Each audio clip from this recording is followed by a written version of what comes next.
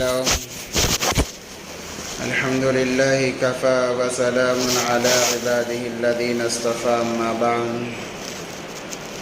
قال الله تبارك وتعالى في القرآن المجيد والفرقان الحميد فأعوذ بالله من الشيطان الرجيم بسم الله الرحمن الرحيم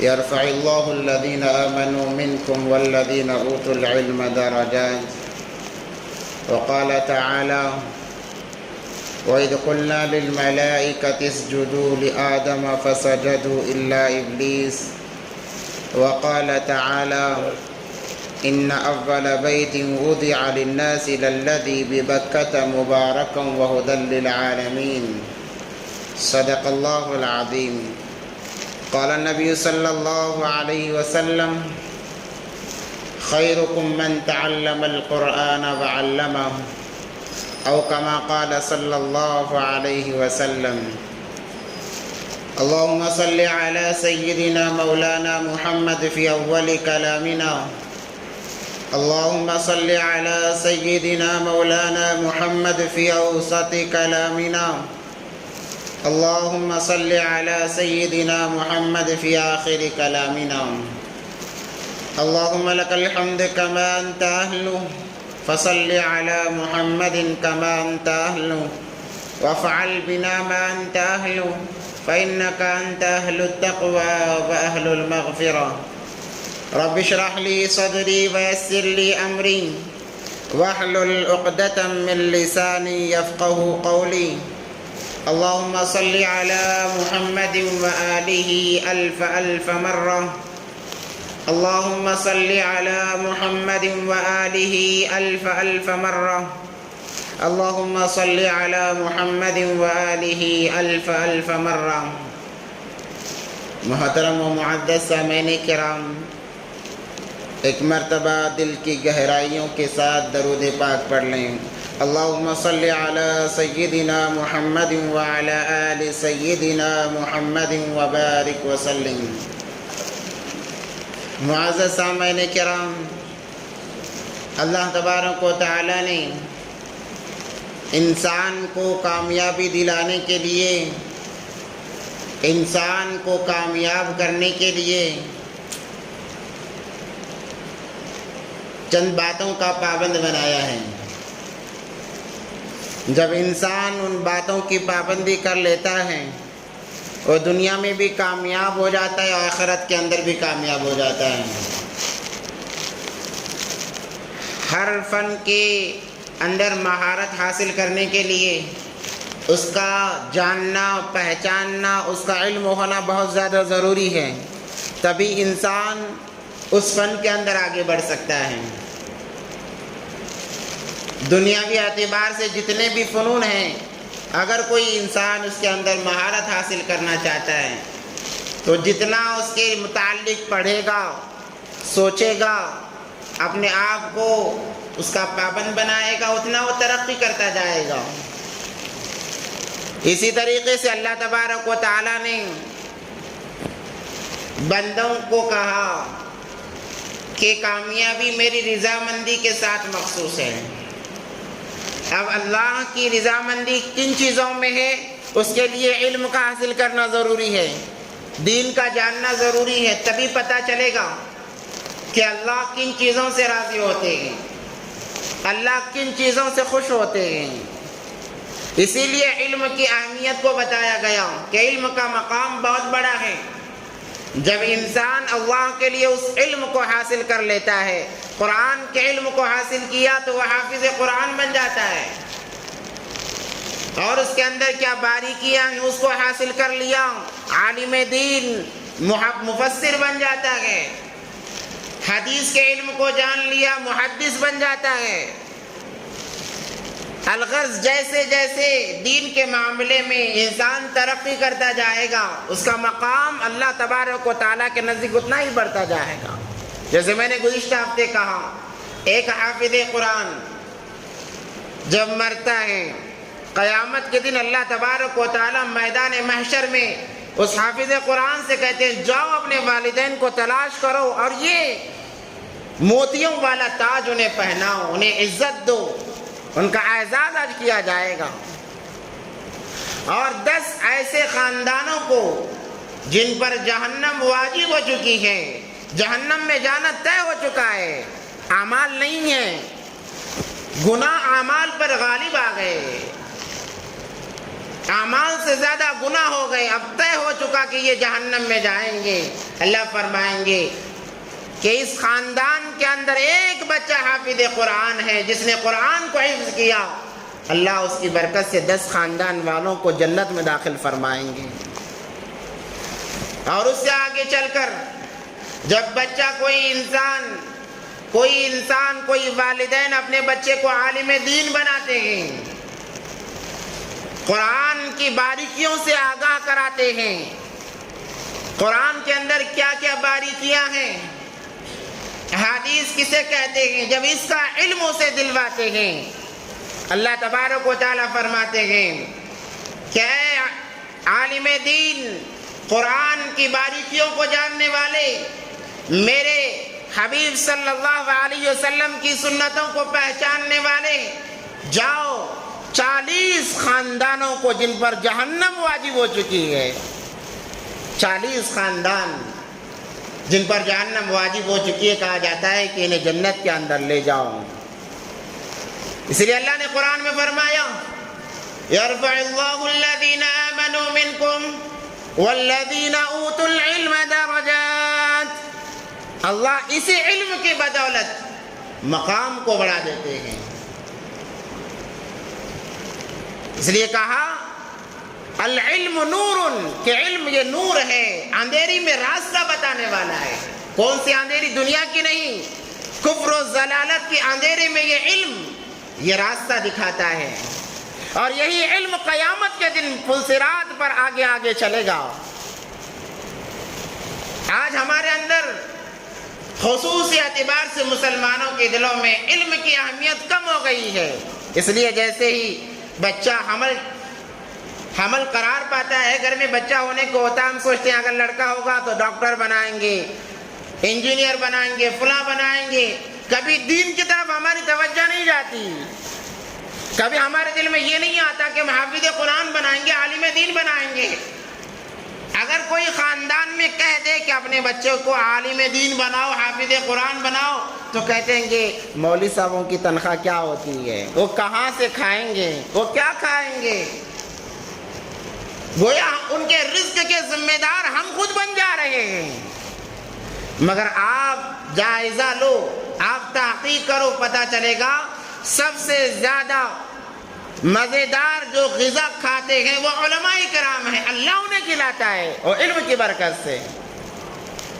عام مالدار جتنا نہیں کھاتے، اللہ تبارک و تعالیٰ جن کے سینوں میں علم دین ہے، اللہ انہیں ان سے بہتر کھلاتے ہیں اور اچھا عمدہ کھلاتے ہیں۔ دنیا کے اندر بھی اعزاز، اور اتنا ہی نہیں، اللہ فرمائیں گے حفاظ کو کھڑا کیا جائے، علماء کو کھڑا کیا جائے، جہنم کے سامنے کھڑا کیا جائے اور جہنم سے پردے ہٹا دیے جائیں۔ اے جہنمیوں، دیکھو ان چہروں کو پہچانتے ہو، اگر تم نے دنیا کے اندر ذرا برابر بھی ان کے ساتھ بھلائی کی ہے تو اشارہ کرو، تمہیں جہنم سے نکال دیا جائے گا۔ تم نے دنیا کے اندر ذرا برابر انہیں راحت پہنچائی ہے، انہیں سکون تم نے پہنچایا ہے، یا کسی بھی طریقے سے تم نے ان کی مدد کی ہے، آج مجھے بتایا جائے، میں جن کے سینوں میں میرا علم ہے، آج ان کی برکت سے تمہیں جہنم سے خلاصی دلاؤں گا، آزاد کراؤں گا۔ یہ مقام کل قیامت کے دن اللہ تبارک و تعالیٰ دیں گے۔ دنیا مختصر سی جگہ ہے، ہمیشہ یہاں کسی کو رہنا نہیں ہے، کسی کو رہنا نہیں ہے۔ اسی لیے کہا جاتا ہے کہ اپنے بچوں کے دین کی نگرانی کی جائے، دین کی عبادت کی جائے، انہیں بار بار جب وہ دین سے ہٹ کر کام کریں ٹوکا جائے، روکا جائے، ورنہ جو والدین اپنے بچوں کو دین کے معاملے میں روکتے ٹوکتے نہیں ہیں، بچے جتنا گناہ کریں گے والدین کو بھی ملے گا۔ اگر آپ کہو گے کہ ہمیں کیوں ملے گا، ہم نے تو کوشش کی تھی، ہم نے تو بتایا تھا، سمجھایا تھا، ایک آدھ بار سمجھا دینا کافی نہیں ہے۔ حضرت یعقوب علیہ السلام پیغمبر ہیں، ان کے بیٹے حضرت یوسف علیہ السلام یہ واحد نبی ایسے ہیں جن کا بیٹا بھی نبی، باپ بھی نبی، دادا بھی نبی ہے۔ حضرت یوسف علیہ السلام جب وہ مرنے لگے انہوں نے اپنے بچوں کو بلایا، انہی سے بنی اسرائیل کی نسل چلی ہے، 70,000 سے زائد انبیاء انہی کی نسل میں پیدا ہوئے ہیں۔ حضرت یعقوب علیہ السلام کے پوتے پڑ پوتے یہ تمام کے تمام نبیوں کا خاندان ہے۔ مگر جب مرنے لگے تمام کو بلایا، جس کے اندر حضرت سیدنا یوسف علیہ السلام جیسے جلیل القدر پیغمبر بھی ہیں۔ کہا ما تعبدون من بعدی، اے میرے بچوں بتاؤ میرے مرنے کے بعد تم کس کی عبادت کرو گے؟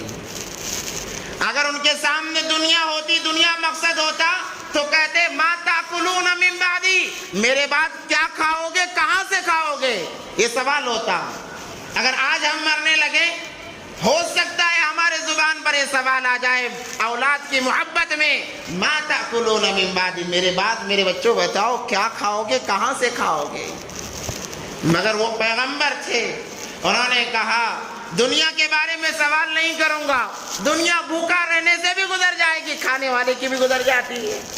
ما تعبدون من بعدی، بتاؤ عبادت کس کی کرو گے؟ کن سے پوچھا جا رہا ہے؟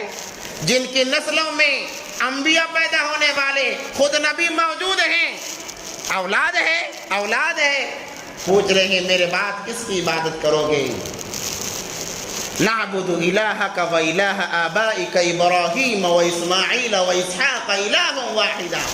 آپ بے فکر جائیں، فکر کی بات نہیں ہے، بے فکر جائیں، ہم آپ کے دین پر، آپ کے دادا اسماعیل کے دین پر، پردادا ابراہیم کے دین پر باقی رہیں گے، ساری زندگی اسی پر گزاریں گے۔ کتابوں میں لکھا ہوا ہے کہ سرسری فکر کر کے چھوڑنا نہیں چاہیے۔ علماء فرماتے ہیں جیسے تمہارا بچہ دنیا کی آگ میں گرنے جا رہا ہے، آپ موجود ہو، آپ کے ہاتھ پاؤں باندھے ہوئے ہیں، تب بھی آپ جب دیکھو گے کہ میرا بچہ رینگتا ہوا آگ کی طرف جا رہا ہے، آپ بچے کے آگ میں جانے سے پہلے آپ خود رینگتے ہوئے جا کر اس بچے کو بچائیں گے۔ آپ کی جتنی طاقت ہے آپ طاقت کو لگا دیں گے، کیوں؟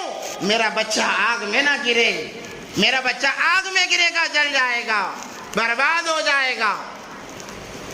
آپ کتنی کوشش کر سکتے ہیں وہ تمام تر کوششیں کامیاب کریں گے، اسے ڈرا کر سمجھائیں گے، پیار و محبت سے سمجھائیں گے، آپ جو کر سکتے ہیں وہ تمام کام کریں گے تاکہ وہ بچہ آگ سے بچ جائے۔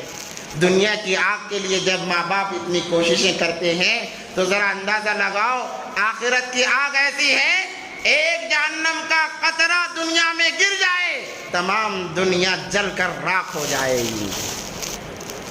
تو اس آگ سے بچانے کے لیے اپنے اولاد کے بارے میں کتنی فکر کرنی ہوگی۔ ہم کہتے ہیں ہم نے بچے کو بہت سمجھایا، سمجھتا نہیں ہے۔ دنیاوی معاملے میں اس کے ڈگری کے حساب سے کہیں تنخواہ زیادہ ہے، 1,00,000 1.5 لاکھ ہے، تو کہتے ہیں کام کرنا ہو تو فلاں جگہ کرو ورنہ میرے گھر سے نکل جاؤ، میری بات نہیں مانتے میرے گھر سے نکل جاؤ۔ دنیاوی معاملے میں اتنی سختی، دین کے معاملے میں نے کہا تھا نماز پڑھنے کے لیے مگر بیٹا نہیں مانتا ہے، کیسے مانیں گا؟ تو ویسی ہی سختی کرنی پڑے گی جیسے دنیا کے لیے ہم سختی کرتے ہیں، بلکہ اس سے زیادہ کرنی پڑے گی، تب ہماری اولاد میں علم آئے گا، ہماری اولاد بے دینی سے بچی رہے گی۔ جب ماں باپ اتنی فکر کرتے ہیں اور اپنے بچے کو پڑھاتے ہیں، جیسے میں نے گزشتہ ہفتے کہا جب بچہ ناظرہ پڑھ لیتا ہے اللہ کہتے ہیں کہ اے فرشتوں گواہ رہو میں نے اس کے ماں باپ کے اگلے پچھلے تمام گناہوں کو معاف کر دیا ہے۔ اب جب حافظ بنتا ہے کل قیامت کے دن جو بتایا گیا وہ مقام، عالم بن گیا اس سے اور اعلیٰ مقام ہے۔ تو یہ علم کی وجہ سے، کیونکہ علم اللہ کے صفات میں سے ایک صفت ہے۔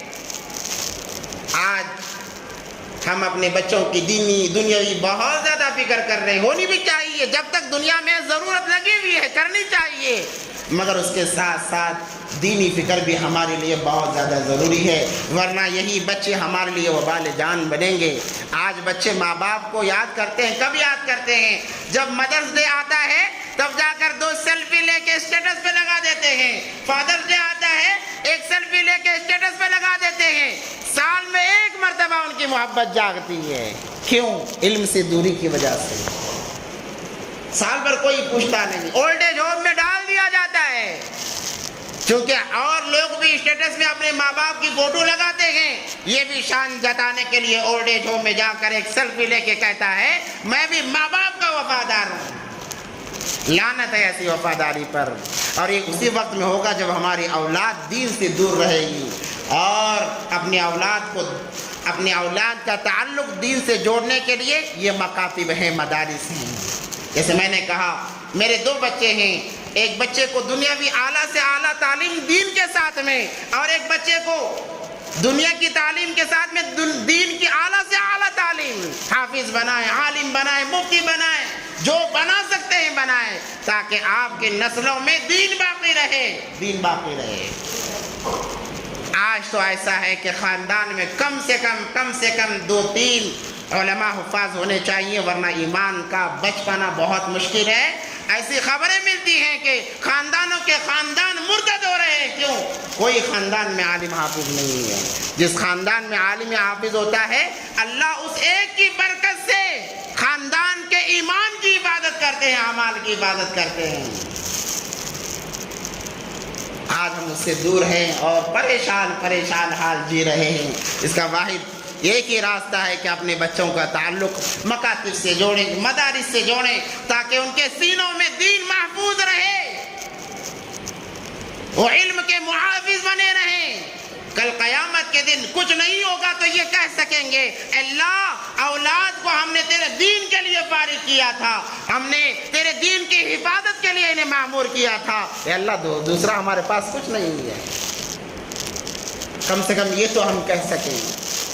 اور اللہ تبارک و تعالیٰ نے مقام کو بتایا کہ علم حاصل کرو، علم حاصل کرو، علم ہی تمہیں دنیا میں عزت و مقام دلائے گا اور آخرت کے اندر بھی دلائے گا۔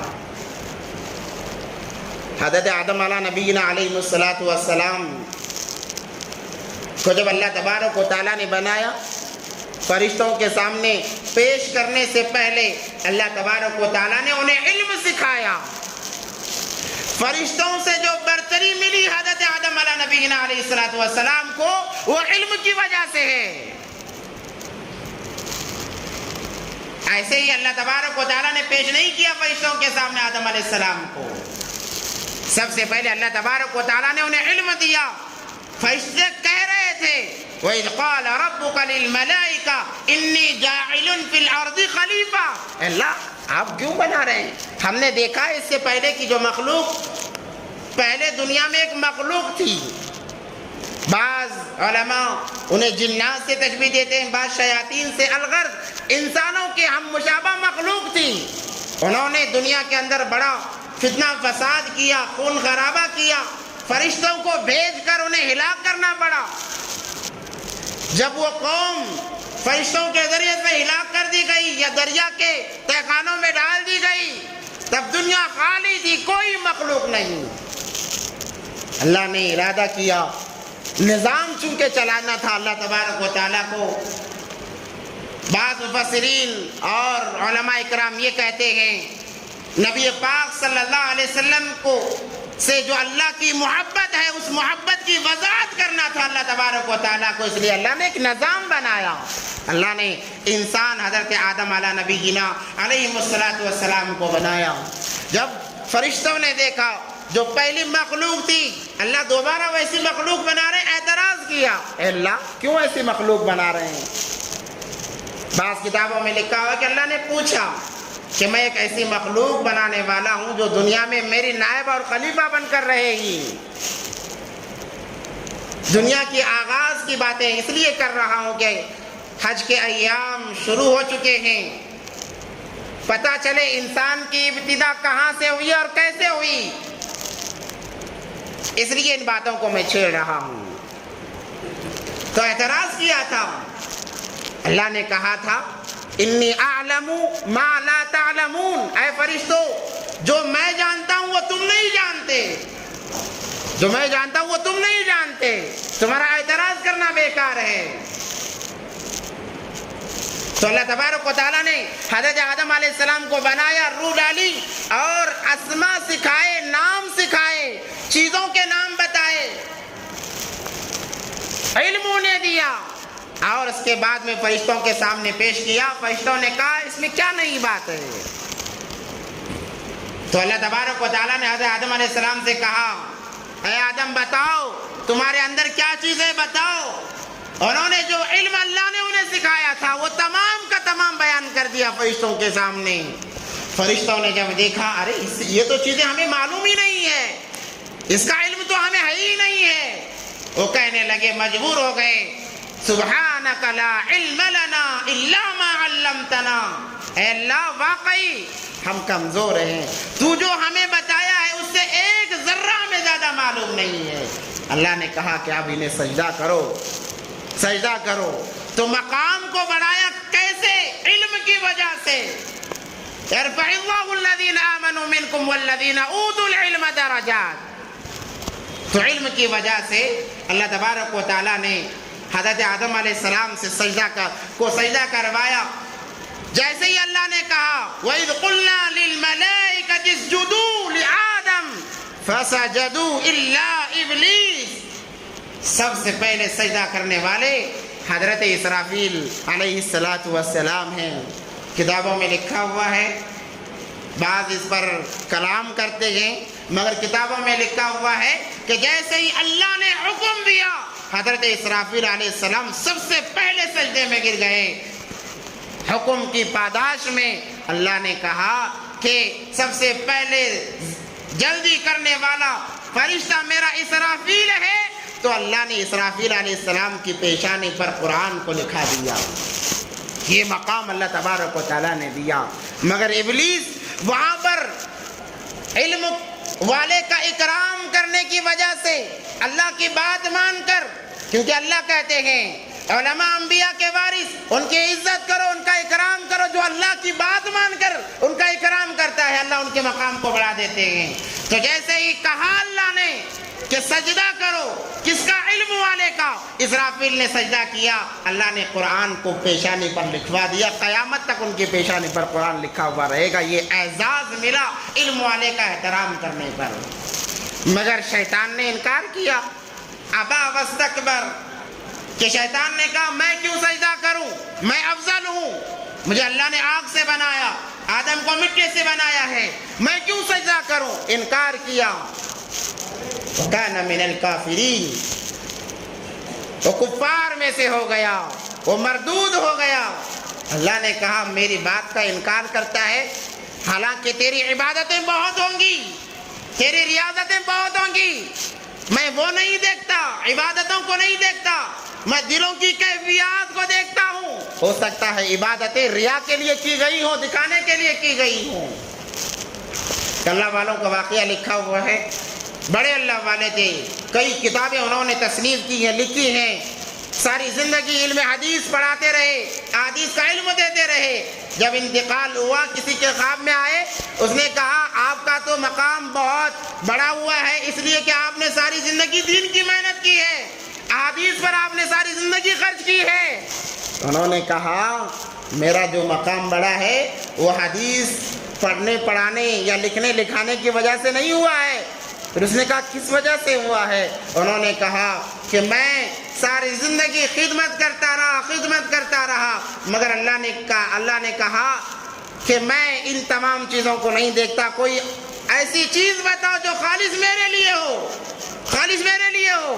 حالانکہ پڑھنا پڑھانا بھی اللہ کے لیے تھا۔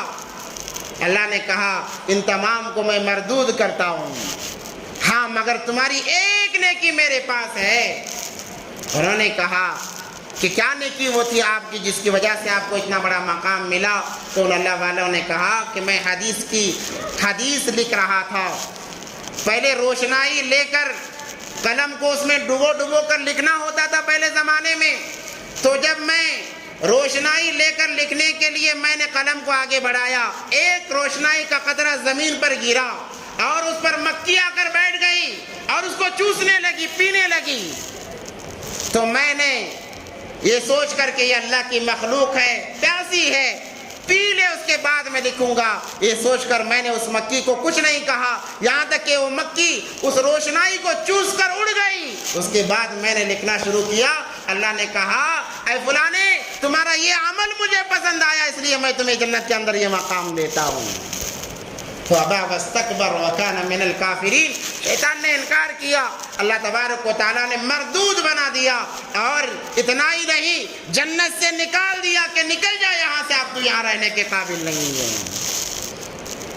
اسی طرح سے جب انسان اللہ کی نافرمانی کرتا ہے، اوامر کو توڑتا ہے، اللہ ہر انسان کا نام جنت میں لکھا ہوا ہوتا ہے، اس کے نافرمانی کی وجہ سے، بغاوت کی وجہ سے ایک وقت ایسا آتا ہے کہ اللہ جنت سے نام نکال کر جہنم میں لکھ دیتے ہیں۔ یہ شیطان کے دوست ہیں، شیطان کی پیروی کرنے والے ہیں۔ جیسے اللہ نے شیطان کو بغاوت کی وجہ سے جنت سے نکالا، اللہ انہیں بغاوت کی وجہ سے ان کا نام جنت سے نکال کر جہنم میں لکھ دیتے ہیں۔ اب جب شیطان کو نکال دیا گیا تو اس نے قسم کھائی کہ اللہ، جس آدم کی وجہ سے میں جنت سے نکلا ہوں، اس آدم کو بھی میں جنت سے نکال کر رہوں گا۔ صرف آدم کو ہی نہیں بلکہ اس کی جتنی اولاد آئے گی، جتنی اس کی نسلیں چلیں گی، تمام نسلوں کو میں بہکاؤں گا اور تمام کو اپنے ساتھ لے جا کر بتاؤں گا۔ اے اللہ، مجھے اس کا اختیار دیا جائے۔ اللہ سے اس نے چیلنج کیا، اللہ نے کہا قبول ہے تمہارا چیلنج، تم جاؤ ساری زندگی محنت کرو۔ اور اس نے یہ کہا یا اللہ، دیکھو شیطان اتنا علم والا تھا، اتنا ہوشیار تھا، اسے معلوم ہے اگر اپنی مرادیں پوری کرانا ہے تو وہ واحد ذات ہے، وہ اللہ کی ذات ہے، اس کے علاوہ کہیں مرادیں پوری نہیں ہو سکتی۔ آج جو انسان اپنی مرادیں پوری کرانے کے لیے جگہ جگہ پھرتے اور ٹھوکریں کھاتے ہیں، میرے بھائیوں آ جاؤ اللہ کے در میں، یہاں مرادیں پوری ہوتی ہیں، یہی وہ جگہ ہے جہاں سے ہر مرادیں پوری کرائی جاتی ہیں۔ تو اس نے کہا اللہ، مجھے ساری زندگی تک موت میرے قریب نہ آئے، جب تک دنیا باقی رہے میں زندہ رہوں، مجھے ایسی مہلت دی جائے۔ کہا کہ منظور ہے، اور انسانوں کے جسم کے اندر میں اپنا مسکن بنانا چاہتا ہوں، ٹھکانہ بنانا چاہتا ہوں، یہاں تک کہ ان کے رگوں میں خون سے زیادہ تیز دوڑنا چاہتا ہوں، اور ان کے دل کے بالکل قریب مجھے رہنے کے لیے جگہ چاہیے۔ اللہ نے کہا کہ تمام چیزیں منظور ہیں۔ جب وہ آنے لگا، اللہ نے کہا تو ساری زندگی محنت کر لے گا، مگر میرا کوئی بندہ یا بندی موت سے ایک لمحہ پہلے وہ کہہ دے کہ یا اللہ، ساری زندگی تو تیری نافرمانی میں گزری ہے، اللہ اب احساس ہوا ہے، معاف کر دے، یاد رکھنا تیری ساری زندگی کے محنت کو میں بیکار کر دوں گا، اور اس بندے کو جو جہنم کا مستحق بن چکا تھا، اسے جہنم سے بچا کر جنت کے اندر داخل کرا دوں گا۔ تو الغرض شیطان آیا، جب اس نے آدم علیہ السلام اور حوا علیہ السلام کو دیکھا کہ یہ تو جنت کے اندر مزے سے ہیں، تو اس نے چال بازیاں شروع کی، اس نے چالاکیاں شروع کی، بہکانے کی بہت کوشش کرنے لگا، وسوسے ڈالنے لگا آدم علیہ السلام کو۔ آدم علیہ السلام پہچان گئے اور اس سے دور رہتے رہے۔ جب اس نے دیکھا آدم تو میرے شکنجے میں آنے کے لیے تیار نہیں ہے، اس نے حضرت حوا پر حملہ بولا اور کہا اے حوا، جانتی بھی ہے اللہ نے فلاں درخت سے تمہیں کیوں منع کیا ہے؟ کہا کہ کیوں؟ اگر اس کا پھل کھا لو گے ساری زندگی جنت میں رہو گے، ورنہ ان قریب جیسے مجھے نکالا گیا ہے اللہ تمہیں نکالنے والے ہیں۔ اللہ نے پلان بنا لیا ہے، اللہ نے پلان بنا لیا ہے، کیونکہ میرا تعلق فرشتوں سے تم سے زیادہ ہے، میں ان کے بیچ میں تم سے زیادہ رہا ہوں، مجھے معلوم ہے۔ حضرت حوا علیہ السلام اس کے بہکاوے میں آ گئی۔ اسی لیے کہتے ہیں کہ عورت شیطان کی تیروں میں سب سے بہترین تیر ہے۔ انسان اچھے اچھوں کو عورتوں کے ذریعے سے بہکا لیتا ہے، اور عورتیں شیطان کے بہکاوے میں بہت جلد آ جاتی ہیں۔ تو حوا علیہ السلام اس کے بہکاوے میں آ گئیں، اور انہوں نے اپنے شوہر کو بھی آمادہ کر لیا۔ اسی لیے کہا جاتا ہے کہ اپنے گھر کے عورتوں کے دین کی فکر کرو، خود نماز کو آ جانا کوئی کمال نہیں ہے، پہلے سب میں نماز پڑھ لے رہا ہے، سنتوں نوافل کی پابندی، تہجد کی پابندی، کبھی بیوی سے نہیں کہا کہ نماز پڑھ لے، کچھ فائدہ نہیں دے گا۔ اگر اپنی نسلوں میں دین باقی رکھنا ہے، اپنی عورتوں کو دیندار بناؤ، عورتیں دیندار بنتی ہیں، ان کی نسلوں میں بھی دین باقی رہتا ہے، بلکہ ان کے ذریعے سے اللہ تبارک و تعالیٰ قیامت تک دین کو باقی رکھتے ہیں۔ صحابہ کا جب دور ختم ہو گیا، تابعین تبع تابعین یہ اولیاء اللہ تھے، ان کی ماؤں کی یہ ایمانداری تھی، ان کے ماؤں کی یہ دینداری تھی کہ انہوں نے کسی ماں نے حسن بصری کو جنم دیا، پرورش کی، کسی ماں نے عبد القادر جیلانی کو پرورش کی، کسی ماں نے خواجہ معین الدین چشتی کی پرورش کی، اور ان کے ذریعے سے دین پھیلا، بلکہ ہندوستان میں باقی رہا دین، اور قیامت تک چلے گا۔ اس لیے جب عورت بنتی ہے، خاندان بنتے ہیں، مرد بنتا ہے تو بس فرد بنتا ہے۔ اس لیے عورتوں کی دین کی بہت زیادہ فکر کرنی چاہیے۔ الحمدللہ یہاں پر تو بچوں کا بھی نظام ہے، عورتوں کا بھی بعض مدرسہ ہے، الحمدللہ وہاں پر اپنی عورتوں کو بھیجیں تاکہ ان کا تعلق دین سے لگا رہے، ورنہ آپ ان کا تعلق دین سے نہیں جوڑو گے، ان کا تعلق دنیا سے جڑ جائے گا، ان کو ہمیشہ زیورات کی فکر رہے گی، گاڑیوں کی فکر رہے گی، بنگلوں کی فکر رہے گی، کپڑوں کی فکر رہے گی، زیادہ سے زیادہ ٹی وی سیریلوں کی فکر رہے گی بس، جس کی وجہ سے دین غارت ہوتا چلا جائے گا، نمازوں کی کوئی فکر نہیں ہوگی۔ اس لیے انہیں ایک فکر میں لگاؤ، وہ دین کی فکر ہے، دین کی فکر آئے گی، جب آپ بھیجو گے وہ آئیں گی، پڑھیں گی، کچھ نہیں آئے گا، احساس ہوگا اتنی عمر ہو گئی کلمہ سیدھا نہیں ہے، نماز سیدھی نہیں ہے۔ جب عورت فکر لیتی ہے، اس کے ہاتھ نیچے جتنے بچے پلیں گے وہ ایک وقت میں ولی بن کر دنیا سے جائیں گے، اور ان کا فیض قیامت تک چلتا رہے گا۔ الغرض حضرت حوا نے آدم علیہ السلام کو اپنے شکنجے میں لے لیا، مجبور کر دیا، بلکہ راضی کر لیا اس پھل کے کھانے پر۔ جیسے ہی اس پھل کو کھائے گئے، بعض کہتے ہیں 3 دانے تھے، بعض 7 کہتے ہیں، بعض 10 کہتے ہیں، جیسا اختلاف ان دانوں میں رہا ہے ویسے حالات عورتوں پر آئے کہ عورت جب حیض میں ہوتی ہے پاک ہونے کے لیے کم سے کم 3 دن کی ضرورت پڑتی ہے، اور اس کے بعد 7 دن، اس کے بعد علماء نے کہا کہ 10 دن میں تو عورت پاک ہوتی ہے، مگر یہ ایام ان کے درمیان میں ہیں، اس کے اندر شک و شبہات زیادہ ہوتے ہیں۔ الغرض جیسے ہی انہوں نے اس پھل کو کھا لیا، اللہ کی نافرمانی ہو گئی، اللہ کے حکم کو توڑ دیا، جنت کا جو لباس ان دونوں پر تھا اللہ نے اس لباس کو چھین لیا، اب وہ ننگے ہو گئے۔ جیسے ہی دیکھا بدن پر کوئی کپڑا نہیں ہے، دوڑے درختوں کے پاس میں اور پتے لے کر اپنے آپ کو چھپانے لگے۔ بعض علماء نے کہا کہ ہر پتے سے یہی آواز آ رہی تھی کہ تم نے اللہ کی نافرمانی کی ہے، ہم تمہاری مدد نہیں کر سکتے، یہاں سے نکل جاؤ۔ ویسے جب انسان دنیا میں زناکاری کرتا ہے، اللہ کے احکام کو توڑتا ہے، اللہ نور کا لباس ان سے چھین لیتے ہیں۔ شریعہ اعتبار سے، نور کے اعتبار سے وہ ننگے رہتے ہیں جب تک کہ توبہ نہ کر لیں، اللہ سے معافی نہ مانگ لیں۔ جب معافی مانگ لیا دوبارہ اللہ نور کا لباس ان پر چڑھا دیتا ہے۔ تو اللہ نے کہا تم نے نافرمانی کی ہے۔ وَإِذْ قُلْنَا لِلْمَلَائِكَةِ اسْجُدُوا لِآدَمَ فَسَجَدُوا إِلَّا إِبْلِيسَ أَبَىٰ وَاسْتَكْبَرَ وَكَانَ مِنَ الْكَافِرِينَ وَقُلْنَا يَا آدَمُ اسْكُنْ أَنْتَ وَزَوْجُكَ الْجَنَّةَ وَكُلَا مِنْهَا رَغَدًا حَيْثُ شِئْتُمَا وَلَا تَقْرَبَا هَٰذِهِ الشَّجَرَةَ فَتَكُونَا مِنَ الظَّالِمِينَ۔ الغرض انہوں نے پھل بھی کھایا، لباس اتار دیا گیا، اس کے بعد میں اللہ نے انہیں دنیا میں بھیجا۔ کہاں سب سے پہلے آدم علیہ السلام کو اتارا گیا، اس کے بعد میں حضرت حوا کو اتارا گیا۔ حضرت آدم کو کہاں اتارا گیا، حضرت حوا کو کہاں اتارا گیا، اور ان کے معافی کی کیا شکلیں رہی، انشاءاللہ موقع اگلے جمعے بیان کیا جائے گا۔ اللہ سے دعا ہے کہ اللہ ہم تمام کو ان باتوں پر عمل کی توفیق عطا فرمائے، اللہ کو ہر وقت راضی کرتے ہوئے رہنے کے اللہ ہم تمام کو توفیق عطا فرمائے۔ وآخر دعوانا الحمدللہ رب العالمین۔